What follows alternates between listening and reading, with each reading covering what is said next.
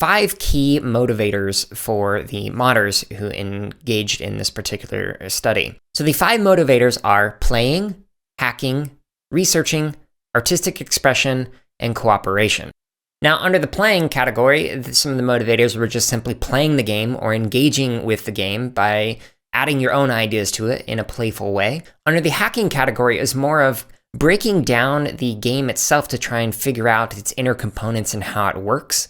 Under the researching category, it could be something like under the other research I've read on mod culture, where people will engage in historical research in order to provide historically accurate information for a particular setting or mission in a mod that they're creating. For the artistic expression, it could be like I talked about last time, where it's a total conversion mod where you make it look completely different from the game was originally intended. This allows people to kind of add their own artistic expression to whatever game they are modding. And then under the cooperation motivator, some people were cited as saying that they really enjoyed working with other team members and kind of learning and sharing a common goal with them. So these 5 motivators for modding could apply into a K-12 classroom.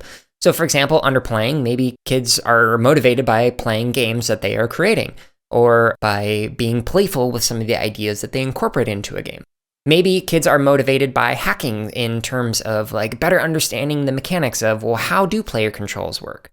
Maybe kids are interested or motivated by doing some research behind a game and making it so that it's historically or culturally accurate. Or maybe kids are motivated by the artistic expression in that they want to go in and create some unique characters and change the artwork and things. Or maybe kids are just motivated by the different forms of cooperation that go on in the game itself. So if you were to kind of engage in a modding practice with kids, you could assign each of these different roles with kids. Like, okay, you're going to be the playtester, you're going to be the person who's doing the hacking or doing the inner mechanics of the game itself. You might be the researcher and you might be the artist. And then you could have them all kind of switch between these different roles, or just have them stick with something throughout. Now, one thing that I will mention, if you are going to do something like this, you're going to want to make sure that everybody at least understands how to do the other components. In particular, if you're doing a computer science class, you'll want them to understand the coding side of things.